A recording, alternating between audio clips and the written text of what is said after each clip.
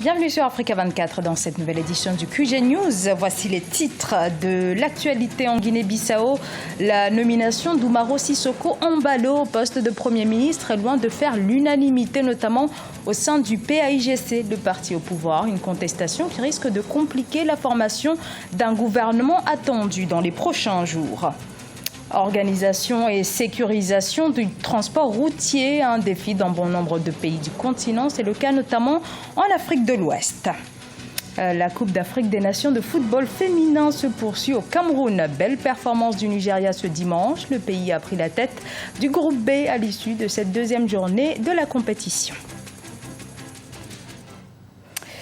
Les Maliens ont voté ce dimanche pour les élections municipales. Un scrutin émaillé de violence. 5 militaires qui venaient de participer à une opération de sécurisation des bureaux de vote sont tombés dans une embuscade au nord du pays. Ils ont perdu la vie. Les assaillants feraient partie d'un groupe djihadiste basé au sud de la ville de Gao, toujours dans le Nord Mali.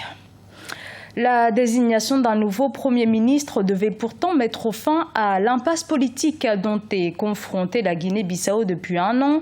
Le choix d'Umaro Sissoco Embalo, un technocrate de 44 ans à ce poste, est décrié notamment dans le camp du parti au pouvoir où l'on dénonce une décision qui viole l'accord de Conakry. Deogracias Podo.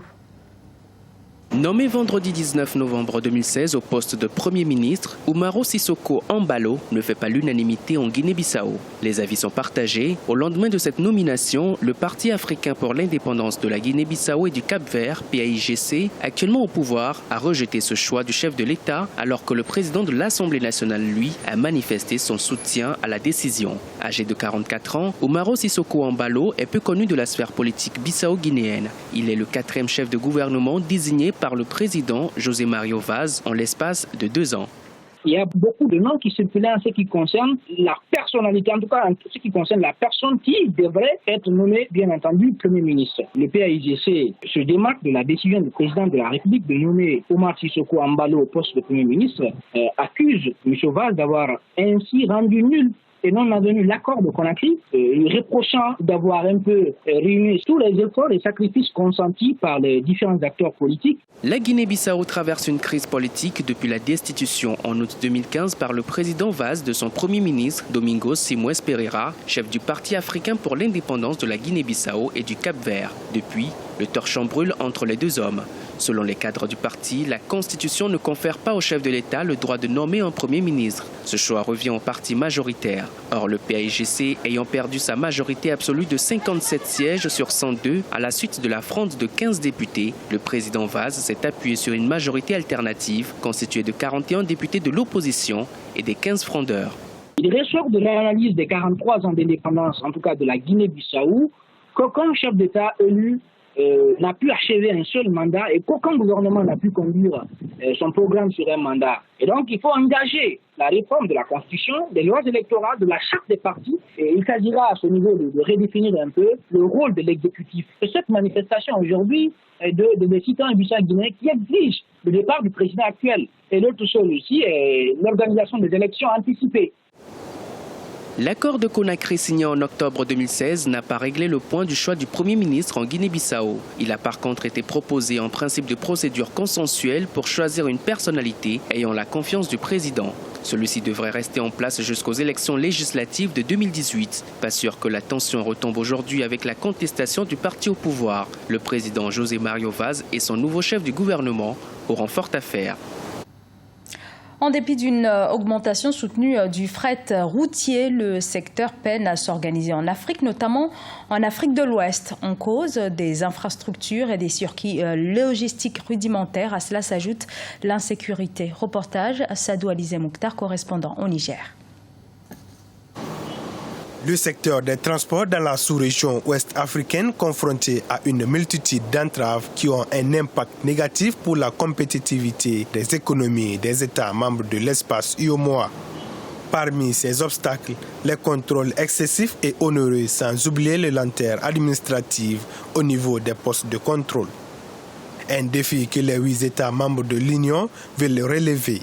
On ne peut pas avoir un marché commun intégré si les biens et les personnes ne circulent pas librement.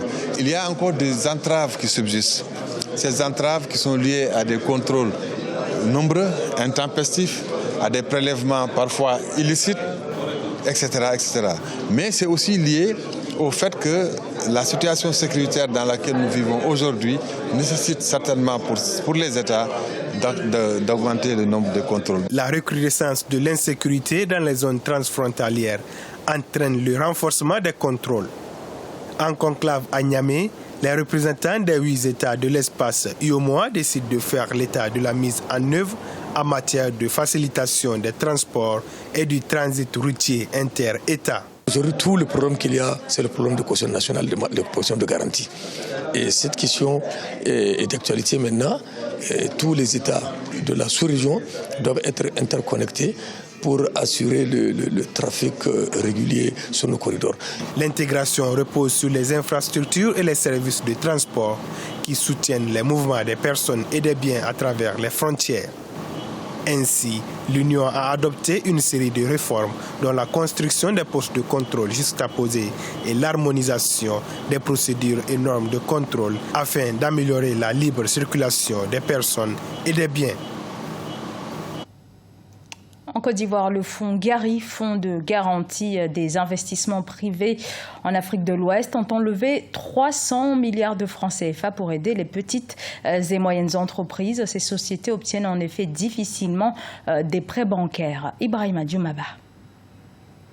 Le Fonds de garantie des investissements privés en Afrique de l'Ouest, Fonds Gari, envisage de mobiliser des financements pour les petites et moyennes entreprises ivoiriennes. Pour ce faire, le Fonds Gari va assister les banques dans leur politique de financement de l'économie. Les ressources sont dans les banques. Ce sont les banques qui ont besoin de confort pour pouvoir mettre les ressources à disposition des PME, pour ne pas rallonger le processus et alourdir les frais, les coûts de financement des PME. Il est important que les banques aient déjà ce confort-là et qu'elles puissent pas le répercuter sur les PME. En plus de ces stratégies d'accompagnement des PME, le Fonds Gari accorde également une garantie aux banques dans leur politique de prêt. Nous apportons une garantie au maximum égale à 50%, voire 75% dans certaines conditions, parce qu'il ne faut pas déresponsabiliser les banques. Il ne s'agit pas de pouvoir prendre le risque des banques et le mettre sur AGF. Il s'agit de partager le risque. Si vous croyez à un projet, vous prenez un minimum de risque. Nous venons pour pouvoir parer à l'incertitude. Dès l'instant où ça ne marche pas et nous saisissent, immédiatement nous déboursons 50% de ce que nous leur avons promis. Et dès qu'ils auront fini de pouvoir explorer toutes les possibilités de couvrir leur prêt, ça dure en général 1 mois, 2 mois, on les dédommage la totalité des fonds. C'est pour ça que la garantie est liquide et qu'elle évite aux banques d'aller utiliser des sûretés réelles qui sont quelquefois difficiles à mobiliser.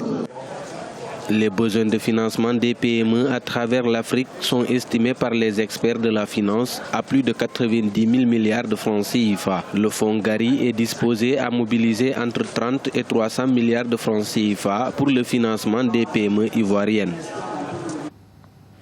Au Cameroun, suite ce dimanche de la CAN de football féminin avec la 2e journée, le Nigeria et le Ghana semblent bien partis pour se qualifier au prochain tour. Retour sur les différentes rencontres dans ce reportage, notre envoyé spécial au Cameroun, Chérif Ousmane Bardunka.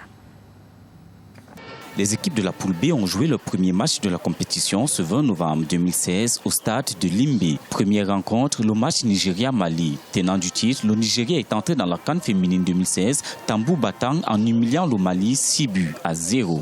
Une démonstration qui porte la marque de la star des Super Falcons, Assissat Oshoala. La joueuse d'Arsenal a signé un quadruplé. Ortega avait ouvert le score à la 21e minute et sa coéquipière Sondé à la 48e minute sur penalty. Pour le Mali, c'est une entrée en matière très peu prometteuse. Je pense que notre premier match, on est tombé sur une équipe très forte pour nous, très technique, très expérimentée. Nous avons une équipe très jeune maintenant qui commence à se produire. Vraiment, notre prochain match, on va l'aborder comme il faut.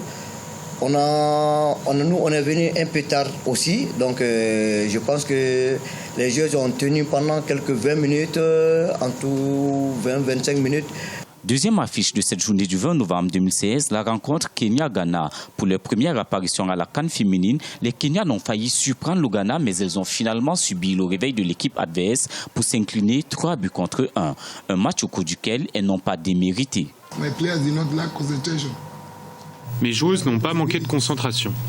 Nous avons eu des possibilités à la deuxième période. C'est pourquoi, au regard de ce match, je dois féliciter mes joueuses. Au terme de cette première journée de compétition, le Nigeria se hisse sans surprise à la tête de la poule B avec 3 points, suivi du Ghana avec 3 points également. Le Mali et le Kenya, quant à eux, se retrouvent derniers de ce groupe. La deuxième journée de ce groupe B se jouera ce mercredi 23 novembre 2016 avec, à 16h local, le choc Nigeria-Ghana, suivi à 19h du match Kenya-Mali. Ce journal a été réalisé par l'ensemble de la rédaction. Nous vous remercions pour votre fidélité. Dans un instant, une nouvelle édition de l'actualité sur Africa 24.